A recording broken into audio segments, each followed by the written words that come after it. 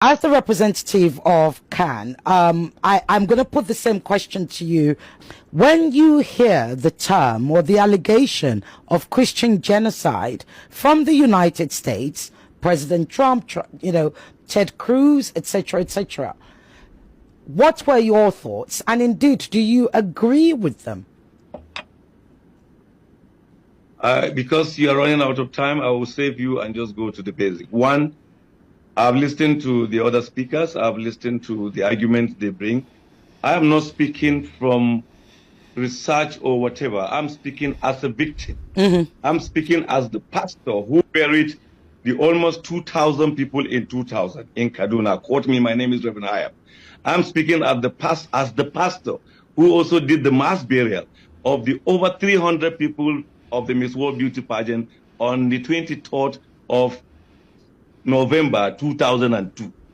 I'm also the pastor who came out publicly to denounce the Danish cartoon in 2006, but it later leads to the death of Christians in Maiduguri and death of Christians in Bauchi. So I have been around and I think I know this story. Listening, we are coining it into the politics of America as if we are not in Nigeria. And someone is saying that athletics was used. Sincerely speaking, there has been killings of Christians in northern Nigeria before even the advent of Boko Haram. I was in Kano. I just left Kano with 1 week, and the killing of the visit of Reabonke happened. People were caught. You know, it's a different thing that you are shot to death. It's something else that you are caught to pieces, caught by the neck, caught hacked to death. I saw these cops. I had to run back. My pastor asked me, why did you come back? I said, no, I just left for Kaduna 1 week, and then I heard what happened to my people in places in Kano. I just came back. So it is something that has... Sorry, sir, if I may interrupt you. What year are we talking about? I'm taking you back. Okay. To tell you that I was available when the Bonke crisis happened in Kano. I was also there, not only there, but buried the mass people that were buried in 2000.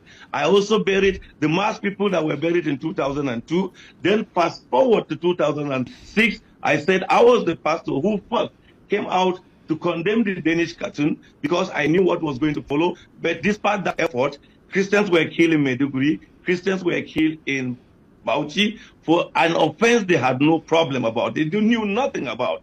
If I just move backward, what happened in 2002, many Christians in northern Nigeria, including Kaduna, don't even know the lady who wrote the article. But they ended up having their churches burned. They ended up having their pastors killed. They ended up having, precisely the Sunday before that violence, I had a guest preacher in my church, Reverend Nee preached in my church at Rahama English Baptist Church. You can Google it.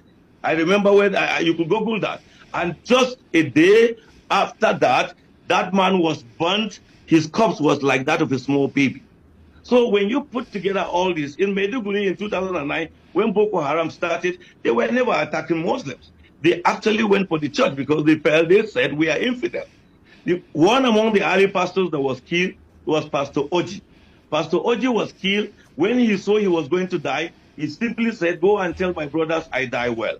Pastor Osonibon was also Sylvester Osonibon, because I traveled with the corps to Ekot Ipene, and then Pastor Yakubu Bitrus, whose brother was then the medical director of the General Hospital in Maiduguri.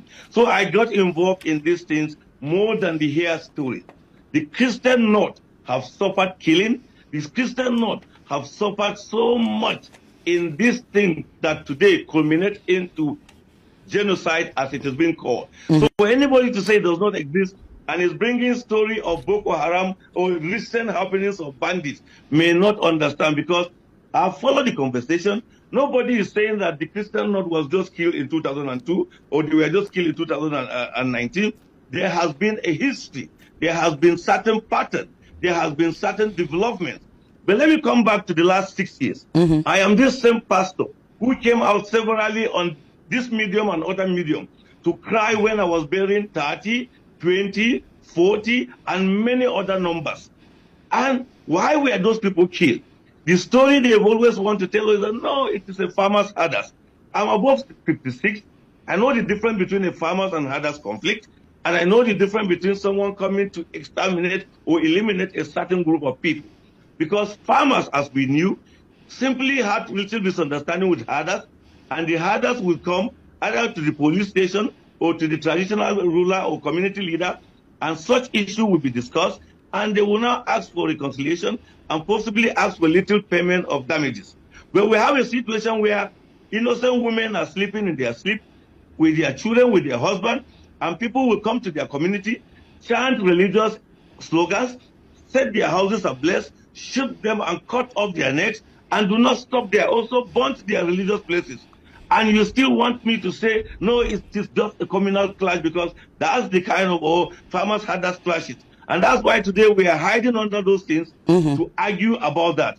I looked at the issue of statistics and I just wonder, if you sit there, just Google, you will see in the Wikipedia, the number of churches that document is giving you, that the churches in Nigeria are just 16,000 something.